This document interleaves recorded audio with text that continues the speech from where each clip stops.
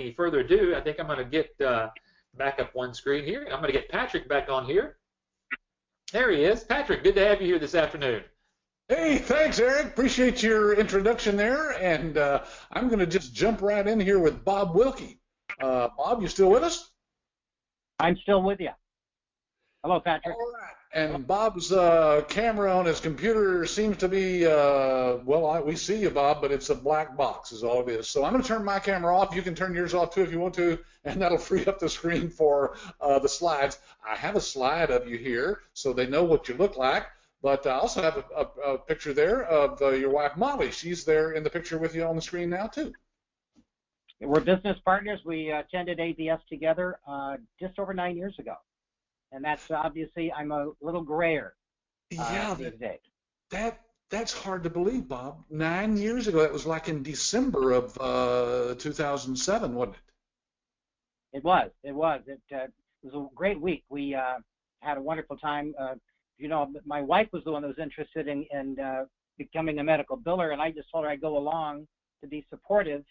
And by the end of the week, I realized this is something that we can do together and get out of the business. I was traveling 100,000 miles a year, and so this is a way to get off the road, build a business together, and work it in retirement. So this has been a really great opportunity for us.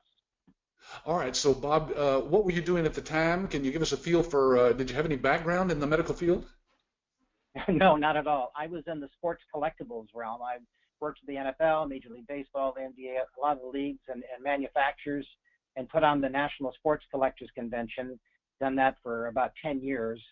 Big event, about 1,000 booths, 30,000 people attend annually for the one-time event, a one-year annual event, rather. And then we also had a radio show associated with that. We were on the Sporting News Radio Network for about 7 years. So as you can see, that is not related at all to medical billing. So it's a whole new realm of the field.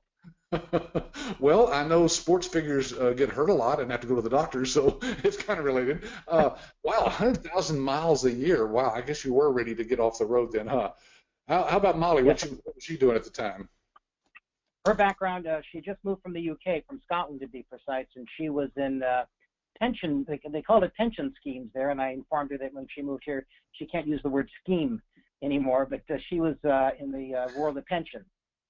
And so, again, nothing to do with medical. Yeah. All right. Well, there you go. That's a great non-background to have. We tell people, we have people come through the training from all kinds of backgrounds. I don't believe I've ever had anybody that was in a scheme of any kind or that was in the collectibles. So, and so what made you decide to, look at medical billing industry? Well, when Molly moved here, she said, I don't want to just stay at home. I want to do something. I said, well, find a business that you'd like to start, and I'll support you. And she did her due diligence and found your website, found the ABS website. That, boy, this is what I want to do. She called and spoke to a number of people there and realized that this was for her. And so she's the one that brought it to the family, if you will. And then, as I said, once I went to the training, I got excited and we started doing it. I started doing it full-time in 2010, even though we worked at part-time up until then because I had to phase out my business. My partners were buying me out, and so that took a little time, but we've been doing it full-time ever since. Yeah, so you're saying that she just decided that medical billing was the industry. Did she know somebody who was doing it already? No, she did the search on the web, found your website. And she was impressed enough that she wanted not just do medical billing, but she wanted to do it through ABS. Wow, that's incredible. Well, I guess that's probably how most of the people in the webinar today found us as well. So, hey, by the way, I'm going to open this up to the folks that are on here. I see a whole bunch more people that weren't on here when Eric started the thing. We got almost 50 people on the webinar today, so I think they wanted to hear your story, Bob. So I'm going to let them ask questions in the question box. So folks, go over there to your control panel with the GoToWebinar software and just find the question box, type it in. I'll see it as it comes up on the screen here in front of me, and I'll ask those in the order in which they come in. So think about it this way.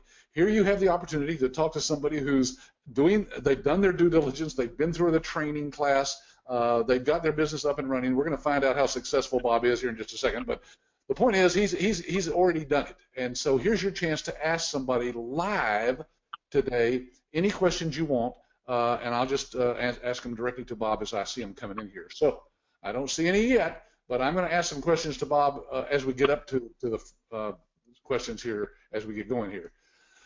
So any questions now, folks, that relate to the opportunity itself? Those are all answered on our website and on our virtual brochure. So I may address some of those at the end of the webinar, but if they don't, if you couldn't start your question with Bob, then I probably won't read the question today. So always think of it as you're asking Bob directly these questions. Now, Bob, you said that you had gone through the training there, I think we said in December of 2007, and were we doing 5 days of training at that time? Yes, you were. It was Monday through Friday, I believe. Okay, all right. And so when you left the training, how did you, you and Molly are talking on the way back home. What did you say about this training? Well, we started talking before we even went home. We were sitting out waiting for our car to pick us up at the hotel afterwards, and we'd already chosen a name for our company, and we set our goals, what we wanted to do, and what was really encouraging for us is that we knew that when we left our training, that you, ABS, your people, would be there for us well after we gotten home and got our business started. And of course, I must say that's true. I mean, you guys are amazingly supportive. If we need help with if we take on a client that we don't know anything about, for example, we took on a home health care client. Didn't know anything about coding and billing because it's a whole different ballgame, but you knew somebody in another state who did. You put us in touch with her, and she's helped us a number of times. Other instances like that where we've given you a call or sent you an email, and you're there to help us and give us support. Yeah, we just feel that's very important once people leave. Even though you've been doing this for 9 years, Bob, you know that there's things change, new regulations come out. We're right in the middle of switching over from Obamacare to Trump Care, or whatever they're calling it now. I think it's called the American Healthcare Act. And so, so we're trying to switch over. And so things change, don't they? So you got to stay up on that. And we try to keep our licensees up on that on our private website where we announce all those things, and you can log in, weekly and just kind of find out what's going on. Okay, wow, the questions are really pouring in now, Bob. So I got to rush through these let's just do them and answer them as quick as we can and get to the next one, okay? All right, let's see. Here's one from Suresh says, how long did it take for you to get your first client? That's a question I get a lot. Keep in mind, we really didn't start working the business full-time until 2010. We picked up our first client within the first year, and the way we did that was through an organization called BNI, Business Networking International. And if you haven't heard of it, you need to look into it. If it weren't for BNI, in addition to ABS, we wouldn't be around. But they help you when you join a chapter, they help you find business, and you're helping your other chapter mates find business as well. And one of our chapter mates found us our very first client. And it took a couple more years to get more clients, again, because we weren't working it full-time. But once we were full-time, things really started to take off. Everyone's story is going to be different in that regard. Everyone's going to have a different story. Ours is obviously unique, but obviously today we're doing fine. And that we get that quite a bit, actually, Bob. People who are working a full-time job, when they come down here for the training, of course, they go back and they have to build this thing, part-time. And of course, there's ways to do that through organizations like BNI, where you're actually meeting other people who are either a potential client or somebody who could be a referral partner to refer you to a client. A lot of licensees get folks from those meetings like BNI. Yeah. Christopher says, did you find it difficult to find your initial clients? I will tell you, I'm just going to tell you right now that the most difficult part with this business and any business is finding clients. And that's why you need to be creative and find ways to get in to meet doctors or the people that work for doctors or patients of these doctors who will introduce you and give you an opportunity to talk to them. And that's the hard part. That's why meeting other people that can open those doors for you is really crucial. It beats knocking on doors. Not that there's anything wrong with knocking on doors. We certainly did it our first year. Once we realized BNI could help alleviate that need, and we can get clients through, and even the chamber, your local chamber. It makes finding clients easier. Not easy, but easier. Yeah, and I'm glad you said. I'm glad you said that, Bob, because you're right. In any business, whatever business you're thinking of starting, folks, your hardest part about that business, of course, is getting clients. And not just at the beginning, but I mean, you lose clients from time to time. And when that happens, of course, you have to go out and get another client to replace them. So, Bob, kind of give us let's jump ahead now. I see some questions kind of related to this. But give us a feel for where you and Molly are now. Where have you built your business to, and how many clients do you have, and so forth? We have, I believe it's a dozen clients. We have acupuncturists, chiropractors, as I mentioned, home health care, mental health professionals, massage clinics, naturopaths, and also naturopaths that specialize in acupuncture as well, nutritionists, and we're open to any specialty type. But those, we found that these kind of gravitate to us, probably because we have multiple clients with those various credentials. We work hard in our business. There are days we'll work 5 days a week. There are weeks we'll work 5 days a week. Other weeks we'll work 7 days a week. But we enjoy what we do, and we enjoy working with our clients. Excuse me, frog in my throat. And we have a good relationship with our clients. Some more so than others. Some we see on a regular basis. Some just say, I don't need to see it. Just do the billing, make sure I get paid, and we're happy. Yeah. True in any business when you have clients. Some will be easier to work with than others. Some are more profitable than others. Yeah. Absolutely. Yes. Nitish says, hey, Bob, you have clients all over the U.S.? You have one that's outside your state, don't you? Right. All of our clients here in the state of Washington, we do have one in Kansas, in Overland Park, Kansas. Okay. We've never met. Really? They found us on our website. We talked a couple of times, and they decided that we were the client for them, or the biller for them. And we've been billing for them for about 1.5 years now, and we have a wonderful relationship. They thank us profusely, and we thank them profusely. Yeah, we hear that all the time. I've got a licensee, I think he's in Florida, that has clients in like 8 states. And he says basically that happened to him. One of them found him on the website, but he said the rest of them are all just referrals from other doctors, you know. Yeah, I'm waiting for that referral to come in from Maui. A referral from Maui? Maui. Oh, from Maui. I thought you said Molly, your wife. Okay. All right. Let's see. How long? Oh, well, this is the same question. Now, if I see the same question, folks, I won't address it. Abimbla, you asked the same question. How long did it take you to get the first client? Here's a good one, though, from Salim. He says, Bob, why did you select American Business Systems? What was so special that attracted you to ABS? Well, I got to give my wife, Molly, that. She's the one that did the research. She when she started looking for, once she delighted on medical billing, she wanted to find out which company might be the best for training and support, and she came up with ABS. And she's not on the stairs, Molly, there. She's the one that did the due diligence, so I can't take credit for that, but I can take credit for jumping on board and realizing, knowing a good thing when I saw it. You know, Bob, when you told that story about you coming down here, and you were just kind of supporting her, I guess, coming to the training, and then as you sat through the week, did the light bulb just kind of go off at some point, and you thought, man, you know what, this might be a real business?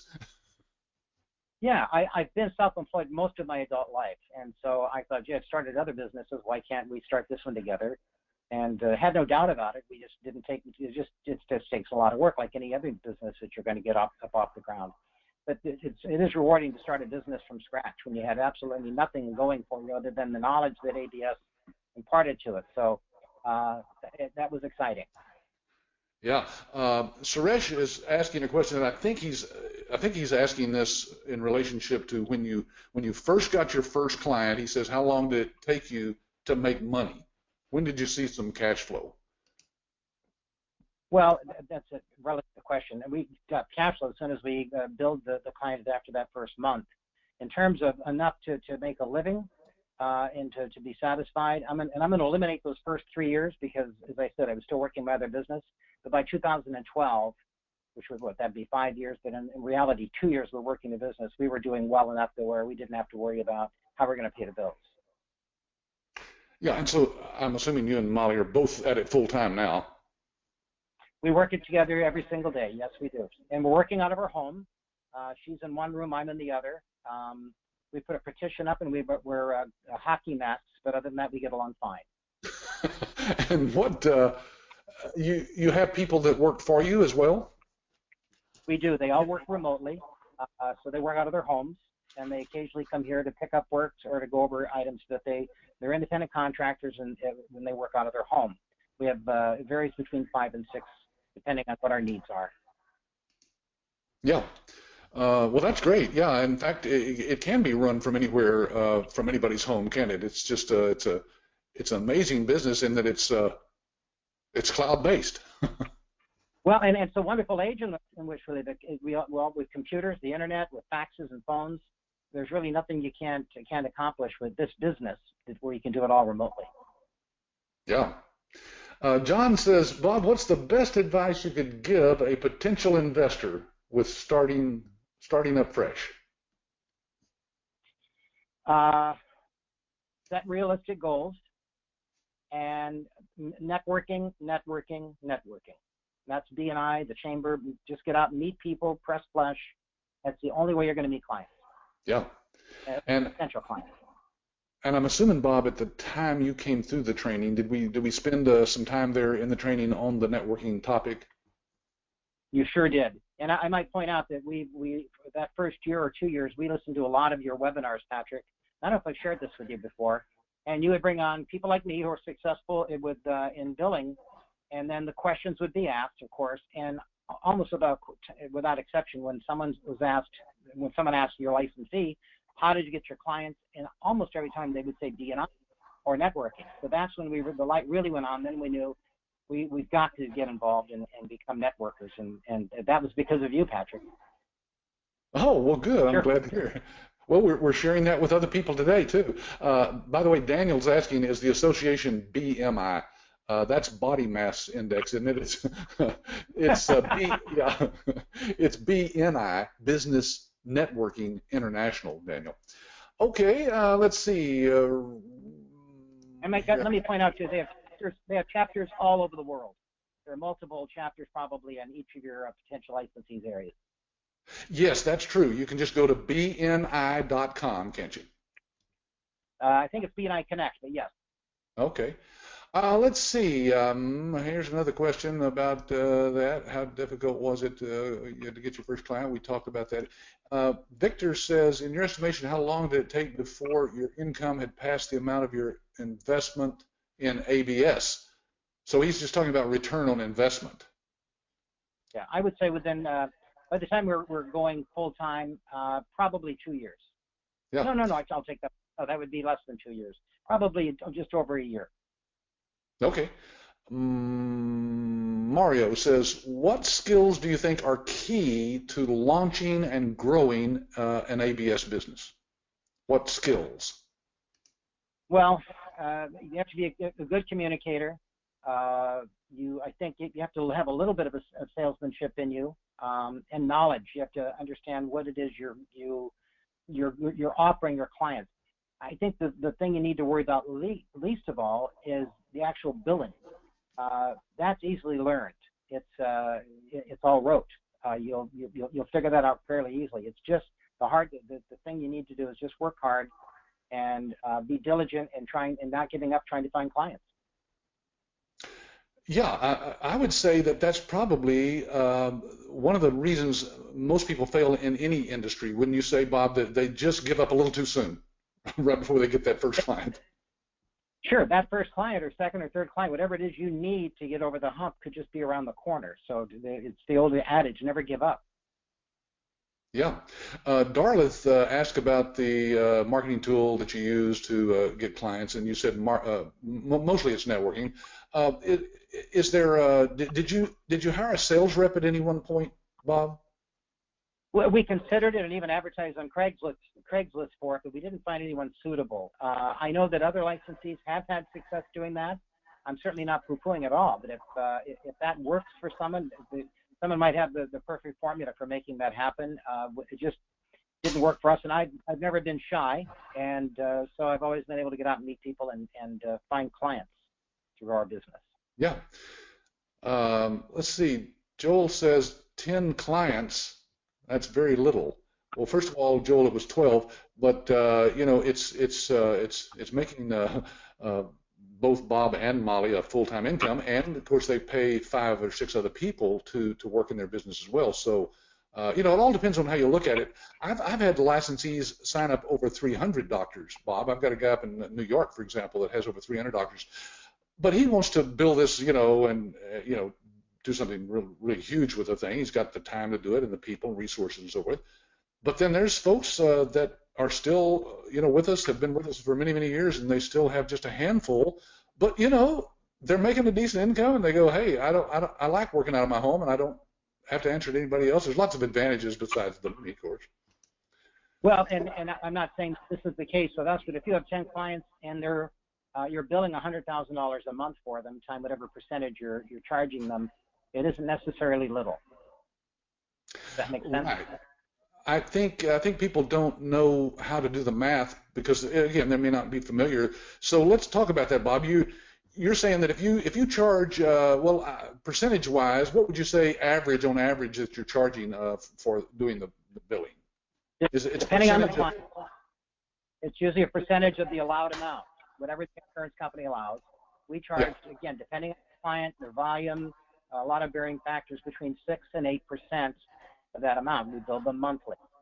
So if you figure that you've got a client who's doing $100,000 a month and you're charging, I think the minimum 6%, that's $6,000 just for that one client.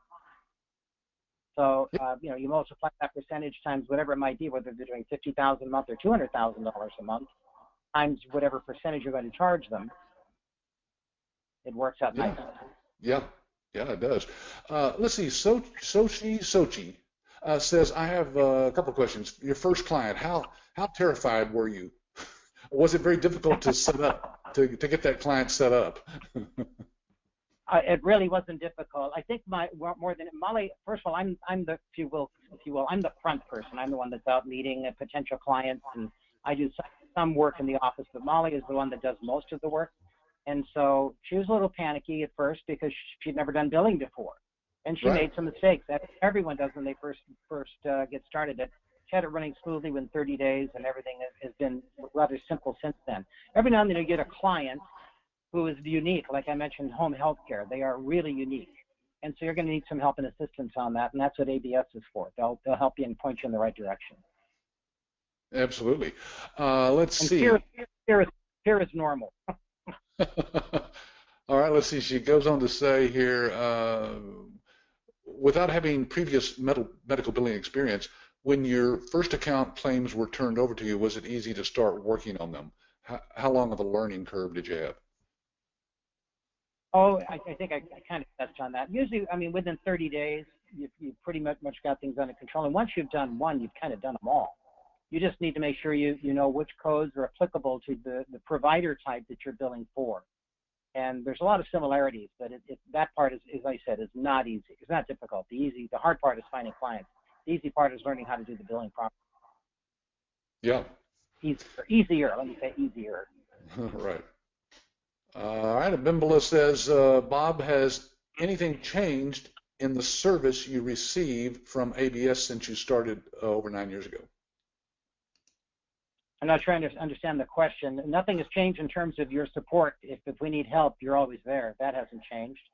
You haven't charged us anymore. We paid the one-time licensing fee, but you're still there regardless. And so your support's been awesome. I can't express myself enough on that. Well, thank you. And of course, we continue to come out with new services. Usually we don't charge anything for that unless there's some materials that we have printed and so forth that you pay for.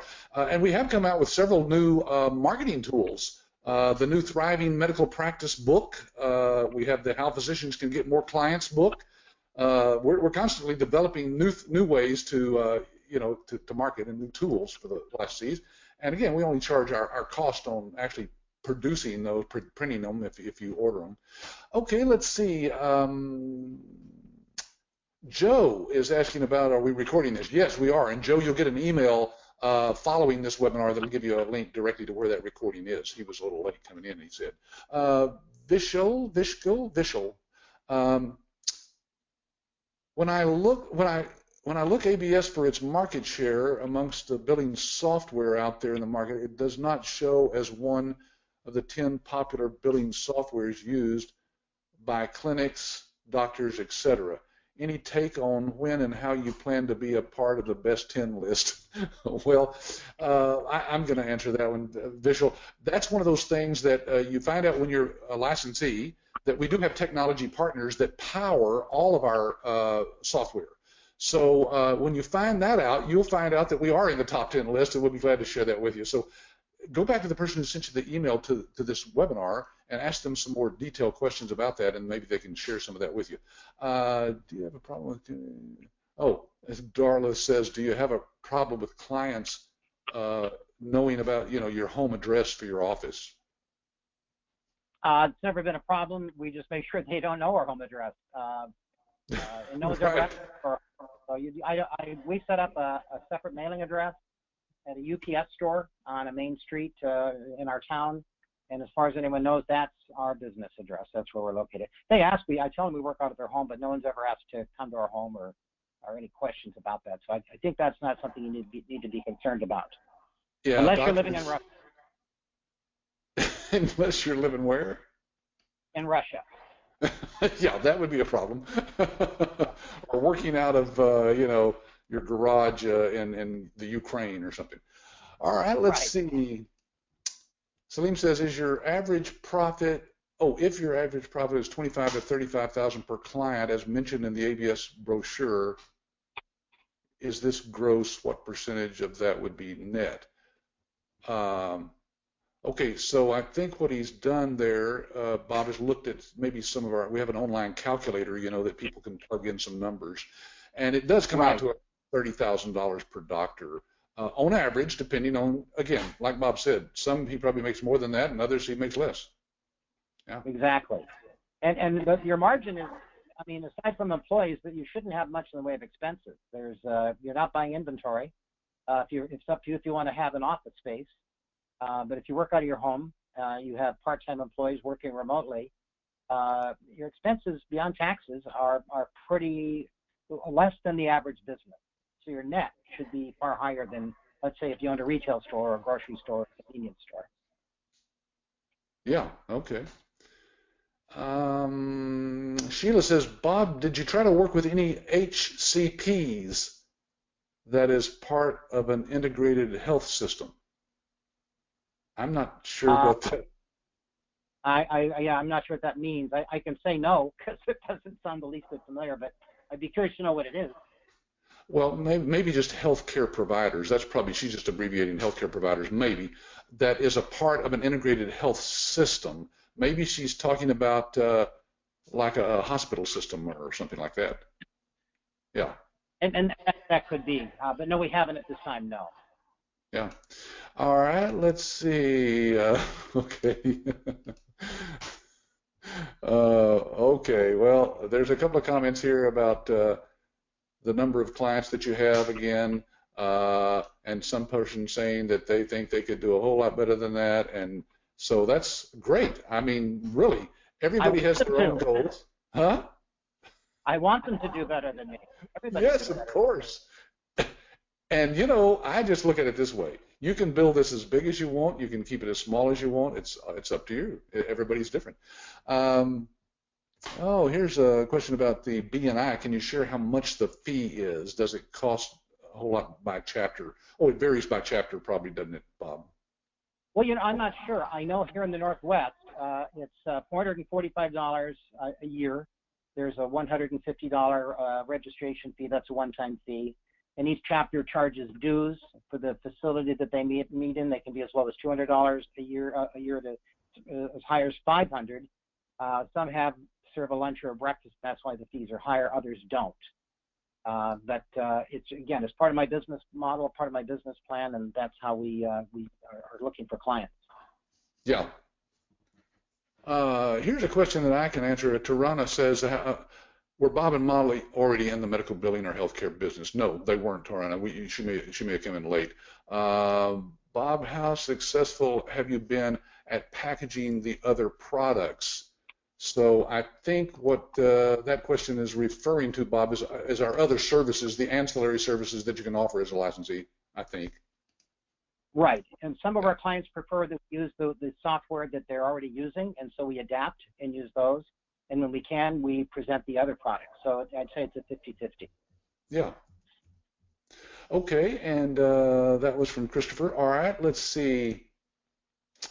Daniel says, what type of software do you use to invoice your customer to provide them details as to why you're charging them?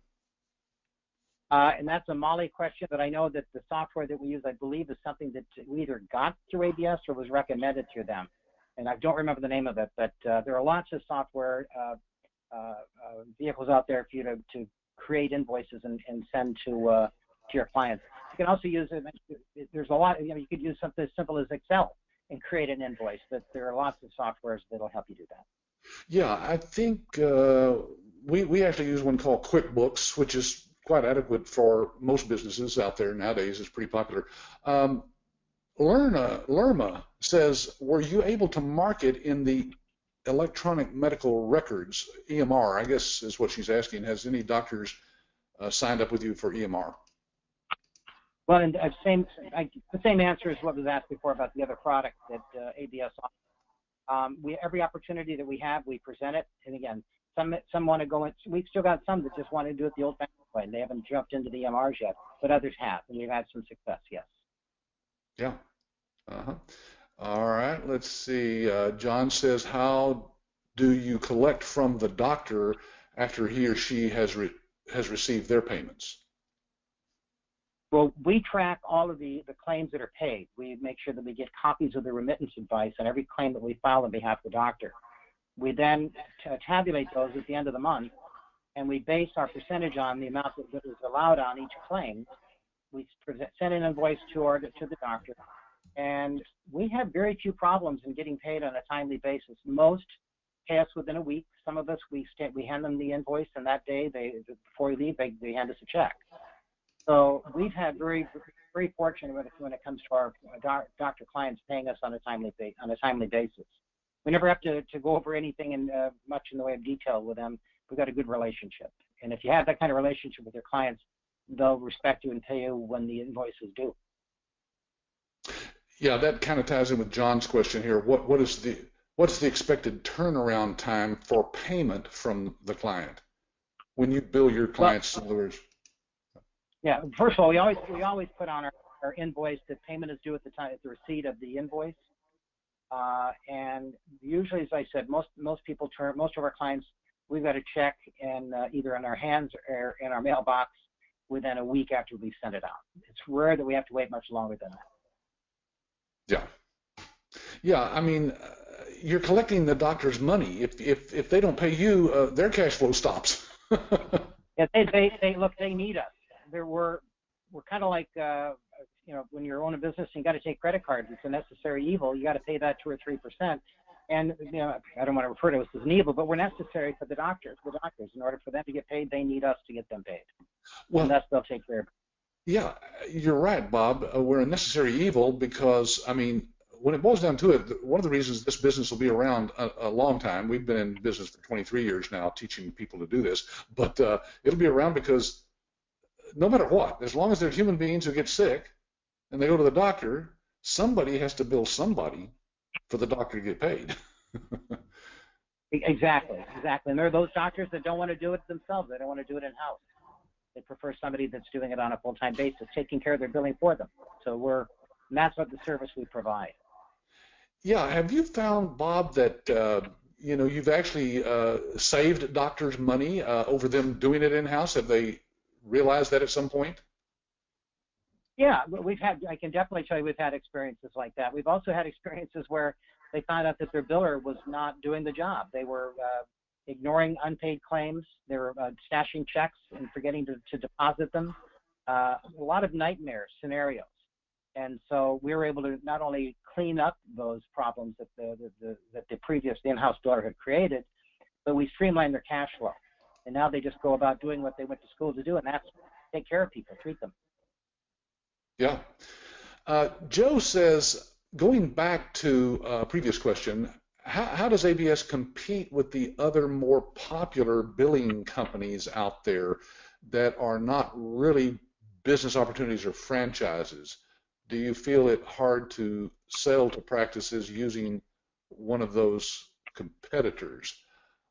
So I think the question has to do with, have you run into any competing billing companies out there, Bob, that you fought to get a client from or something? What kind of? Oh, I see. I understand.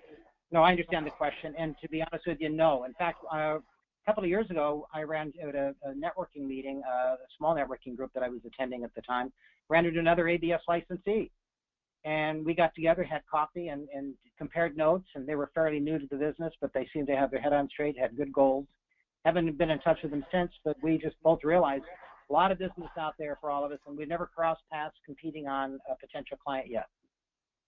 But no, to be honest with you, we have never, that I can think of, had to compete. Well, I'll take that back. I'm sure we've competed with other medical billing groups, but more often than not, we're the one that ends up with the client. Because we're local, we give reference, and we take good care of our clients. Yeah, and we just have really good technology that helps collect as much as can possibly be collected for the doctor. I guess we could put it that way. That our rejection rate is less than 2%, where most billing companies have 20-30% rejection rate. So that's money they didn't collect. And that's absolutely true. And believe me, we use that statistic, and we can back it up when we meet with prospective clients. Yeah. Natish says revenue goes to ABS first, and then we get from the client. I think they're talking about the cash flow there. Bob, why don't you explain how that works? When you collect the money for the doctor, that doesn't come to us or you. It comes to the doctor, doesn't it? No, and we never touch the money, ever, ever, ever. All the money goes directly to the doctor's office address or into the checking account if it's electronically processed. We're just aware of what they've received because we get the remittance advice. We can see what they've been paid, so we know how to bill them.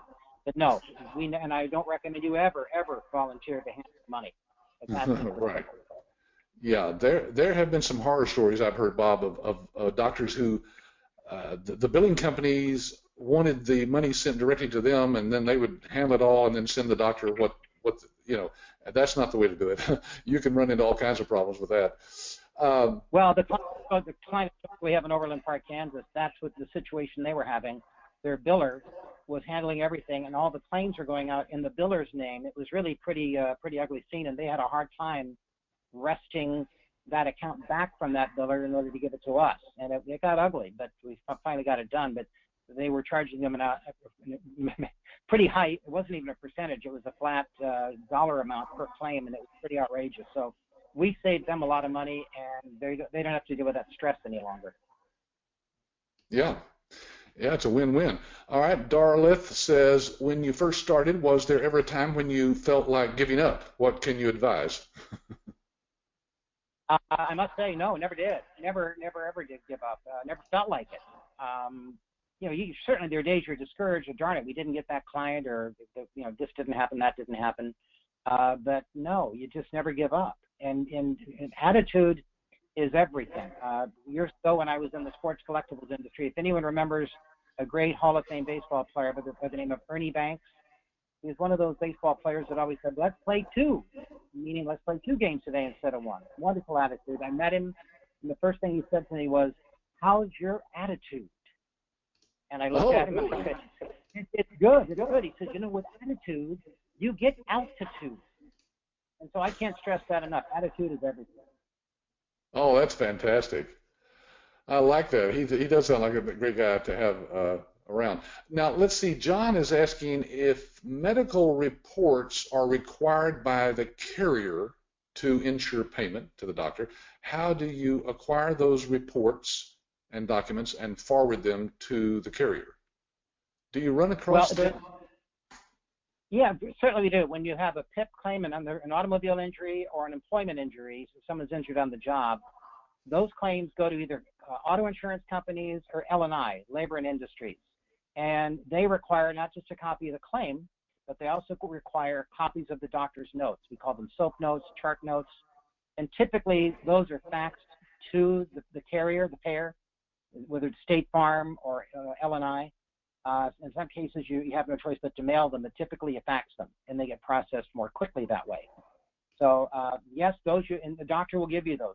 If the doctor wants to get paid, they'll give you copies of the chart notes. You've created the claim, you couple them together, and you send it off. Yeah. All right. And those pay, by the way, those pay well. Usually they pay 100% of the claim that you billed, not a percentage of the claim, as the medical insurance companies do. Ah, yeah. All right. Vishal says, since the software is capable of catering to services from appointment scheduling to billing, what stops the clinics or the doctor's office from doing the billing on their own rather than using you, the biller? Every doctor is different. Yeah, every doctor is different. I mean, some just want to do it on their own, regardless of what software they may be using. If they're talking to you, it means they've got an interest. There's something isn't going right in the office, and they're interested in making a change. And whether they change and they allow you to introduce a new software program, or they want you to continue to use the program they've got, you've got an opportunity to become their biller and then introduce other products once they become comfortable with you and you move forward. Yeah, I think he may be saying that once they are a client of yours, what would keep them from just logging in? You can restrict their access to parts of the system, can't you? Oh, yes, you can. And don't forget, if you've got a contract in place, you can prohibit certain things from happening, and that could be one of them. That you're the one that's going to have access to the software. You're the one that's going to be doing the billing.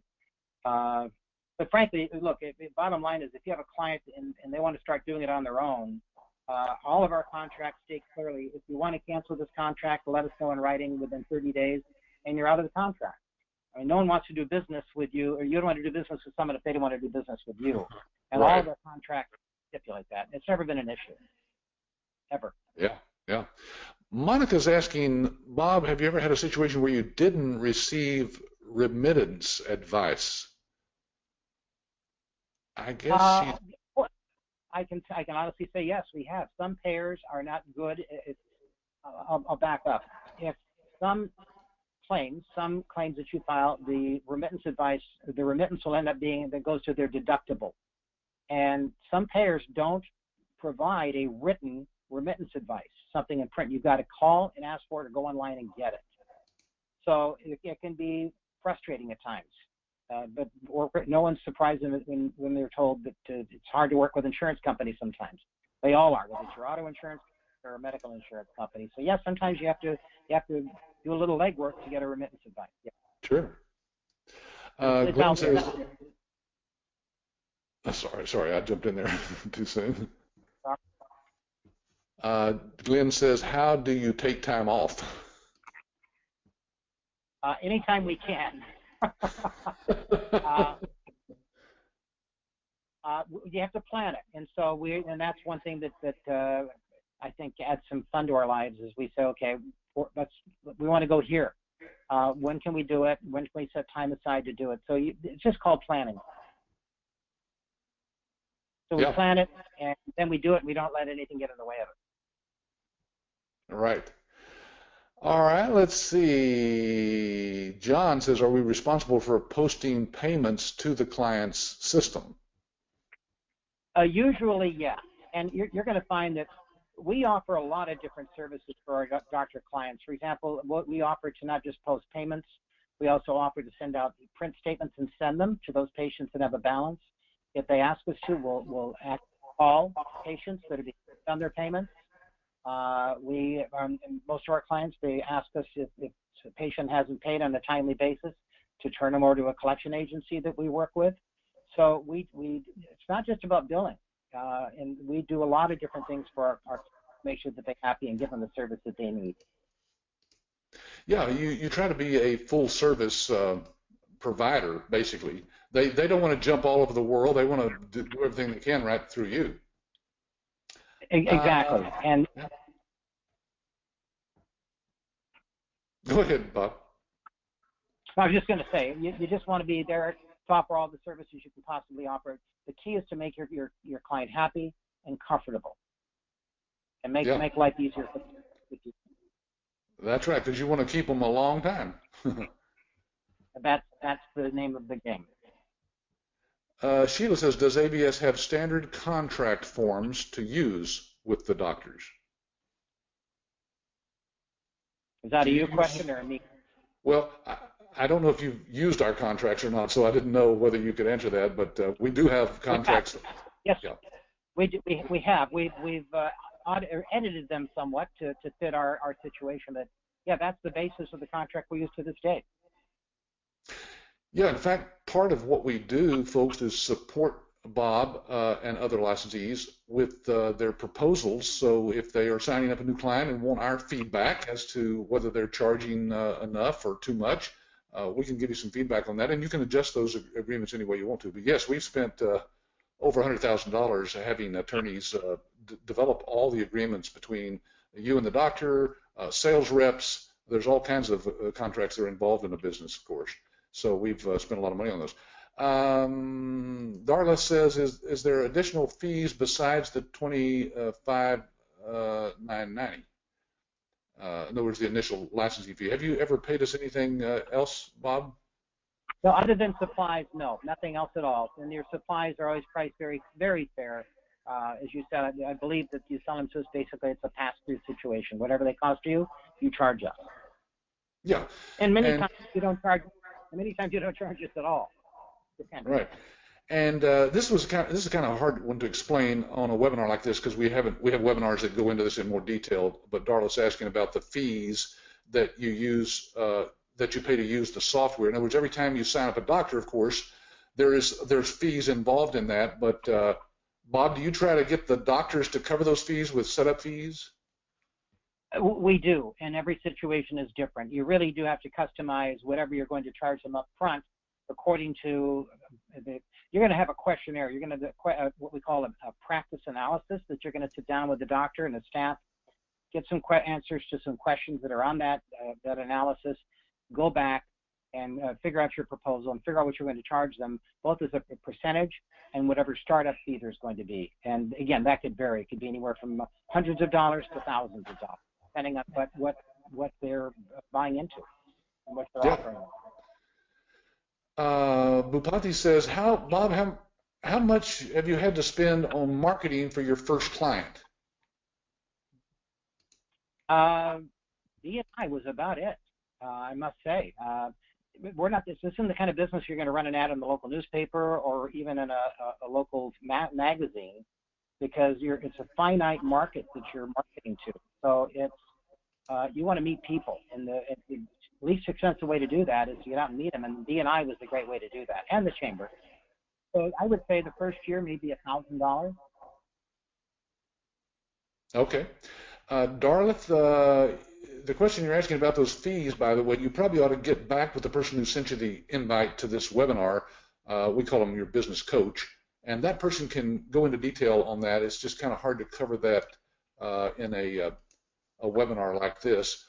So, wow, okay. So, Bob, this has been great. Thank you so much for your time. We've got just a few minutes left here, and I'm going to address some of the questions that weren't addressed to you about the opportunity itself and tell them about the next upcoming training and so forth. So, any last words you want to leave with people, Bob? No, just as always, Patrick, can't thank you and your staff enough. You've been tremendously supportive from the beginning to this very day, and always enjoy chatting with you and your prospective licensees. If I can give any help to anyone that's on the phone, don't hesitate to give my number. I'm happy to talk to them. Well, great, Bob. I'll do that. I'll have them get back with, again, their business coach, and if they want to speak with you personally, they can just go through them to get your number direct. Thanks again for being on here, Bob. Thank you, Patrick. Goodbye now.